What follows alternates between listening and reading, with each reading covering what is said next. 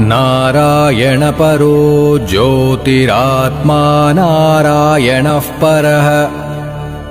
नारायणपरं ब्रह्मतत्त्वं नारायणः परः नारायणपरो ध्याता ध्यानं नारायणः परः यच्च किञ्चिज्जगत् सर्वं दृश्यते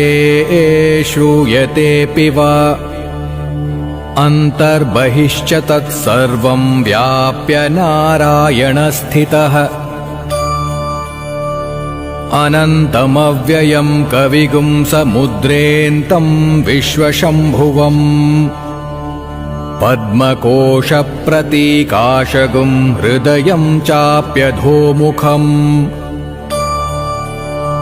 अधो निष्ट्यावितस्त्यान्तेना